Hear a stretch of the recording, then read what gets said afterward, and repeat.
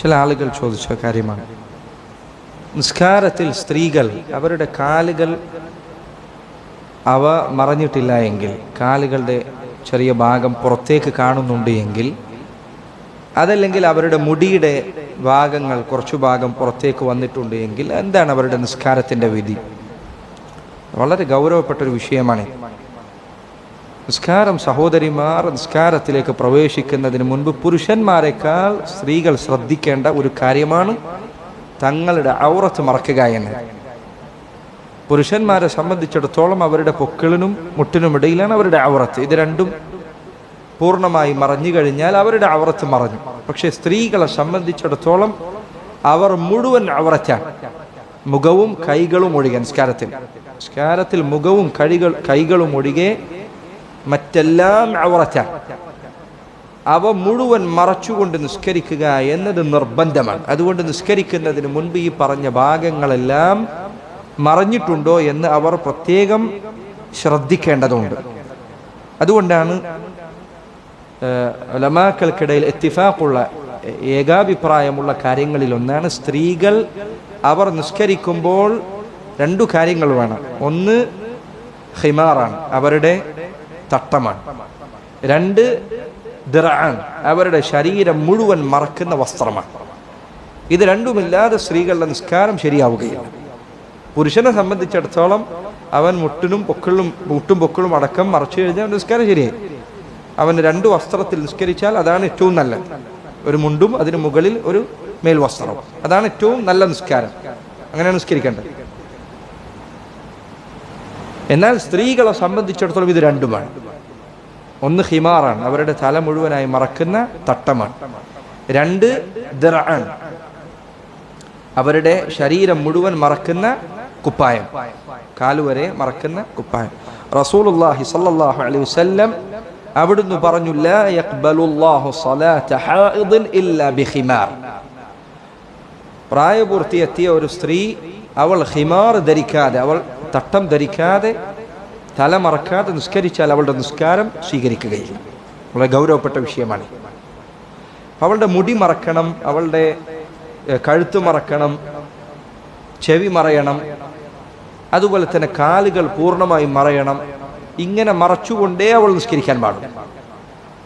അൽ ഇമാം ശാഫിഈ റഹിമഹുല്ലാഹ് അദ്ദേഹം പറഞ്ഞു, വഅലൽ മർഅതി അൻ തുഗത്തി ഫിസ്സലാത്തി കുല്ല ശൈഇൻ. സ്ത്രീകൾ നിസ്കാരത്തിൽ എല്ലാം മറക്കണം. മാ അദാ കഫൈഹാ വവജ്ഹഹ, അവളുടെ രണ്ട് കൈപ്പത്തികളും അവളുടെ മുഖവും ഒഴികെ മറ്റെല്ലാം നിസ്കാരത്തിൽ മറക്കണം. അതുകൊണ്ടാണ് മദ്ഹബുകളിൽ പൊതുവെ നിസ്കാരത്തിലെ ഔറത്ത് എന്താണ്? മുഖവും മുൻകൈയും ഒഴികെ ഉള്ളതെല്ലാം മറക്കണമെന്നതാണ്. നിസ്കാരത്തിന് പുറത്തുള്ള ഔറത്ത് എന്താണ്? അതിൽ അപ്രവ്യത്യാസമുണ്ട്. ചില പറഞ്ഞു മുഖം മറക്കണം, അത് ഔറത്താണെന്ന് പറഞ്ഞ പണ്ഡിതന്മാരുണ്ട്.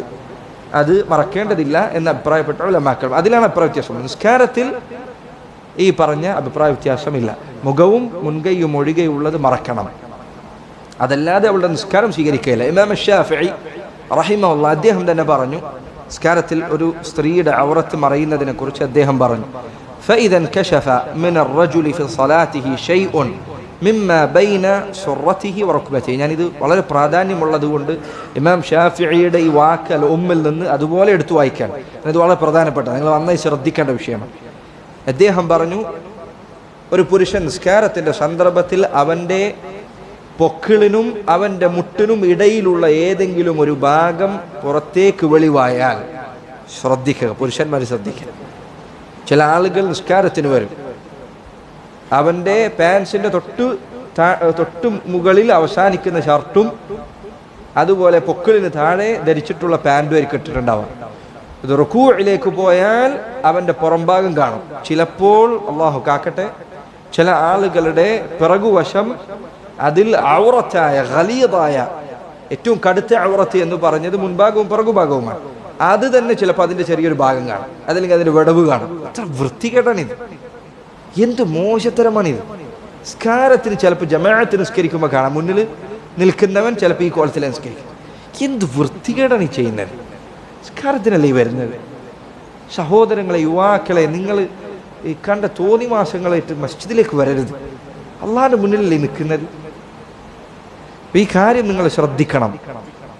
അങ്ങനെ ഒരാൾ, ഒരു പുരുഷന്റെ പിന്നെ മുട്ടുപൊക്കിളിനിടയിലുള്ളത് പുറത്തേക്ക് വന്നാൽ വമിനൽ മർഅതി ഫീ സ്വലാത്തിഹാ ഷൈഉൻ, അതുപോലെ തന്നെ സ്ത്രീകൾ അവളുടെ മറക്കേണ്ട ഭാഗങ്ങളിൽ നിന്ന് എന്തെങ്കിലും പുറത്തേക്ക് കണ്ടാൽ, മീ ശഅരിഹ, അവളുടെ മുടി പുറത്തേക്ക് കണ്ടാൽ, ഖല്ല ഔ കസർ, ഖല്ല ഔ കസർ, കുറച്ചു മുടി പുറത്തേക്ക് വന്നാലും കൂടുതൽ പുറത്തേക്ക് കണ്ടാൽ. എത്രയോ സ്ത്രീകൾ ശ്രദ്ധിക്കാത്തതാണ്. ചില ആളുകൾ, സ്ത്രീകൾ, ചിലർക്ക് നെറ്റി കുറവായിരിക്കും, മുടി നെറ്റിയുടെ ഭാഗത്തേക്ക് കുറച്ച് ഇറങ്ങിയിട്ടുണ്ടായിരിക്കും. ശരിയാം വിധം മറച്ചിട്ടില്ലെങ്കിൽ മുടി പുറത്തേക്ക് കാണും. അങ്ങനെ നിസ്കാരത്തിൽ മുടി കുറച്ചാകട്ടെ കൂടുതലാകട്ടെ പുറത്തേക്ക് കണ്ടാൽ, വമിൻ ജസദിഹാ സിവാ വജ്ഹി വകഫൈഹ, അവളുടെ ശരീരത്തിൽ നിന്ന് അവളുടെ മുഖമോ മുൻകൈകളോ ഒഴികെയുള്ളത് പുറത്തേക്ക് കണ്ടാൽ, വമാ യലിയൽ കഫ മിൻ മൗദിഇ മഫ്സിലിഹാ വലാ യഅദൂഹ്, അതുപോലെ തന്നെ അവളുടെ കൈപ്പത്തിയുടെയും കൈയിൻ്റെയും ഇടയിലുള്ള ഈ പറഞ്ഞ ഭാഗം, എന്താ പറയാ, മണികണ്ഠം എന്നല്ലേ പറയാ, അതുപോലെ വേറെന്താ പറയുക, റിസ്റ്റ് എന്നറിയും അല്ലേ, റിസ്റ്റ് എന്ന് പറയും. വേറെന്തൊരു വാക്കുണ്ടായിരുന്നല്ലേ, മണിബന്ധം എന്ന് പറയും. മുന്നേ ഇവിടെ തന്നെ ആരോ എനിക്കൊരാൾ പറഞ്ഞു തന്നിട്ടുണ്ട്, ഞാൻ മറന്നുപോയി ആ വാക്ക്. ഈ പറഞ്ഞ ഭാഗം, കൈപ്പത്തി, അതിൻ്റെ തൊട്ടുമുകളിലുള്ള ഭാഗം, ആ ഭാഗത്ത് നിന്ന് കുറച്ചെന്തെങ്കിലും പെട്ടെന്ന് ഒന്ന് വെളിവായാൽ, കുറച്ചൊന്ന് നീങ്ങിയാൽ അത് കുഴപ്പമില്ല. മുൻകൈയും അതുപോലെ തന്നെ മുഖവും കാണാം. അതോടൊപ്പം മുൻകൈയിൻ്റെ തൊട്ട് പിറകിലുള്ള വശം കുറച്ചു ഭാഗം അത് പുറത്തേക്ക് കണ്ടാലും കുഴപ്പമില്ല. ഈ പറഞ്ഞത് ഒഴികെയുള്ള ഭാഗം പുറത്തേക്ക് കണ്ടാൽ, അലിമ ഔ ലം യഅലമ, അവൾ അറിഞ്ഞിട്ടായാലും അറിയാതെയായാലും, പുരുഷനാകട്ടെ സ്ത്രീ ആകട്ടെ, നിസ്കാരത്തിൽ ഔറത്ത് വെളിവായ കാര്യം അവൻ അറിഞ്ഞിട്ട് ചെയ്താലും അറിയാതെ ചെയ്താലും, നിസ്കാരത്തിലേക്ക് പ്രവേശിക്കുന്നതിന് മുൻപ് നിസ്കാരത്തിലെ തുണിന്റെ ഭാഗം കീറിയത് അറിഞ്ഞിട്ടില്ലായിരുന്നു, അങ്ങനെ നിസ്കരിച്ചു പോയതാണ്. അതല്ലെങ്കിൽ തുണി കീറിയ കാര്യം അറിയാം, പക്ഷേ മറന്നിട്ട് നിസ്കരിച്ചതാണ്. അതല്ലെങ്കിൽ ഞാൻ നേരത്തെ പറഞ്ഞതുപോലെ കോലം കെട്ടി നിസ്കരിക്കാൻ വന്നതാണ്, അങ്ങനെ ഔറത്ത് പുറത്തേക്ക് കണ്ടതാണ്. എങ്ങനെയായാലും പ്രത്യേകം ശ്രദ്ധിക്കാൻ, നിസ്കാരത്തിൽ അറിഞ്ഞുകൊണ്ട് സംഭവിച്ചാലും അറിയാതെ സംഭവിച്ചാലും ഔറത്ത് പുറത്തേക്ക് കണ്ടാൽ അആദ الصلاة معا, നിസ്കാരം അടക്കണം. ഇമാം ശാഫിഈ റഹിമഹുല്ലാഹ് അദ്ദേഹത്തിന്റെ വാക്കാണ്, അആദ الصلاة معا, പുരുഷനാകട്ടെ സ്ത്രീ ആകട്ടെ നിസ്കാരം അടക്കണം. ഇത്രയും കണ്ടാൽ, പൊക്കിളിനിടയിലുള്ളതോ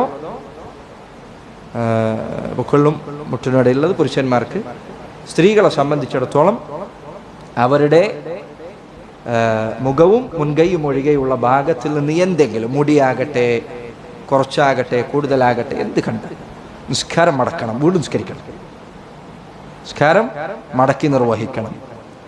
എന്നിട്ട് അദ്ദേഹം പറയും, ഇല്ല അൻ യകൂന തൻകശിഫ് ബിരീഹിൻ ഔ സഖ്തത്തിൻ ثم يعاد مكانه لا لبث في ذلك. ഒരു മനുഷ്യൻ അവരുടെ നിസ്കാരത്തിന് ഇടയിൽ ഈ പറഞ്ഞ ഔറത്തുകളിൽ ഏതെങ്കിലും ഒരു ഭാഗം അത് പെട്ടെന്ന് നീങ്ങിപ്പോയി, ബിരീഹൻ, കാറ്റടിച്ചപ്പോൾ, കാറ്റ് വീശി, അപ്പൊ നിസ്കാരത്തിൽ തുണിയൊന്ന് പൊങ്ങി മുട്ടിന് മുകളിലുള്ളതേക്ക് പെട്ടെന്നൊന്ന് പുറത്തേക്ക് കണ്ടുപോയി.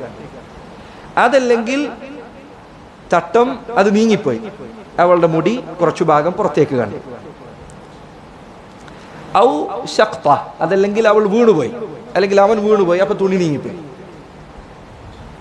ثم يعاد مكانه, പിന്നീട് ഉടനെ തന്നെ അവൻ ആ നീങ്ങിയ ഭാഗം മറച്ചു എങ്കിൽ لا لبث في ذلك أو لا لبث في ذلك, അവൻ അതിൽ കുറേ നേരം നീണ്ടുപോയിട്ടില്ല എങ്കിൽ, കുറച്ച് സമയം നീണ്ടുപോയിട്ടില്ല എങ്കിൽ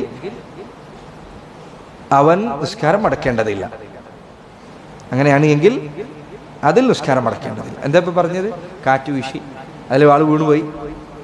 ചില ആളുകൾ, ഉലമാക്കൾ, ചിലർ ഔറത്ത് വെളിവാകുന്നത് അവർ പറഞ്ഞു രണ്ടാലൊരു രൂപം. ഒന്നല്ലെങ്കിൽ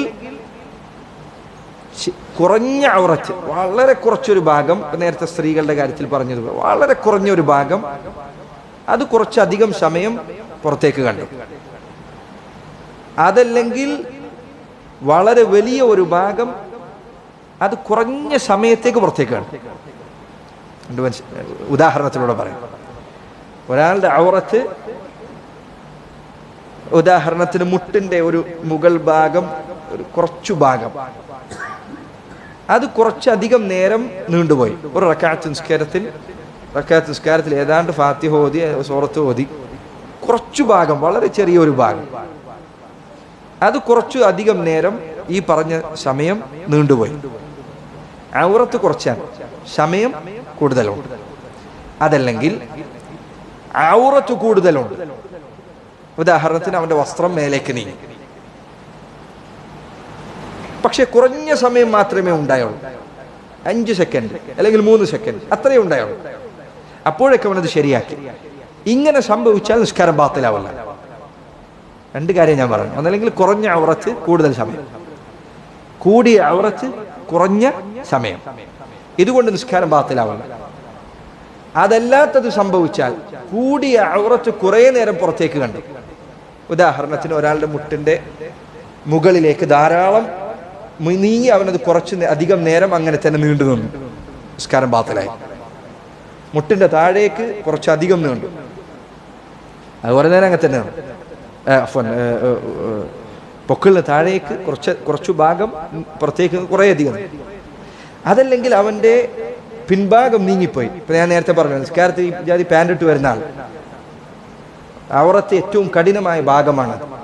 ആ ഭാഗം 1 മിനിറ്റ് നേരത്തേക്ക് പുറത്തേക്ക് കണ്ടു, സുജൂദിൽ കാണുന്ന പോലെ, എങ്കിൽ അവന്റെ നിസ്കാരം ബാത്തിലാവും. എന്നാൽ ഈ പറഞ്ഞതിന് വിരുദ്ധമായ നിസ്കാരം. അദ്ദേഹം പറയും, فإن لبث بعدها قدر ما يمكنه إذا عاجله إعادته مكانه أعاده.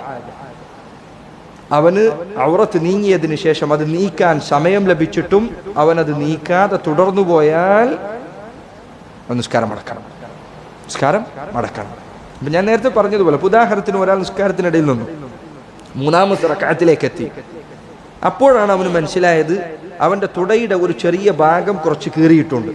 നിസ്കാരം മടക്കണോ വേണ്ടയോ? 3ാമത്തെ റക്അത്തെത്തി, തുടന്റെ കുറച്ചു ഭാഗം, നിസ്കാരം മടക്കണോ വേണ്ട? 3ാമത്തെ റക്അത്തെത്തി, മടക്കണം. എന്തുകൊണ്ട്? സമയം കൂടുതലായി. അവൻ 3ാമത്തെ റക്അത്തിലാണ് ഇത് അറിഞ്ഞത്. നിസ്കാരം മടക്കണം, കാരണം കുറെ സമയം നീണ്ടു. അതായത് നേരത്തെ പറയാം, അലിമ ഔ ലം യഅലമ, അറിഞ്ഞാലും ഇല്ലെങ്കിലും, അറിഞ്ഞു ചെയ്താലും അറിയാതെ ചെയ്താലും നിസ്കാരം മടക്കണം. 3ാമത്തെ റക്അത്തിലാണ് അറിഞ്ഞത്, പക്ഷേ സമയം കൂടിപ്പോയിട്ടുണ്ട്. ഒരാൾ നിസ്കാരത്തിലേക്ക് കൈകെട്ടി, അവൻ മുണ്ടെടുത്തിരിക്കുന്നത് ഒക്കെയുള്ളതായത്താണ്, മേലെ കൂടെ ഒരു തോർത്തു കൊടുത്തിട്ടുണ്ട്. നിസ്കാരത്തിലേക്ക് കയറി ഉടനെ അവന് മനസ്സിലായി പൊക്കിൾ അതിന്റെ തൊട്ട് താഴ്ഭാഗം കുറച്ചൊന്ന് കണ്ടിട്ടുണ്ട്. നിസ്കാരം മടക്കണോ വേണ്ട?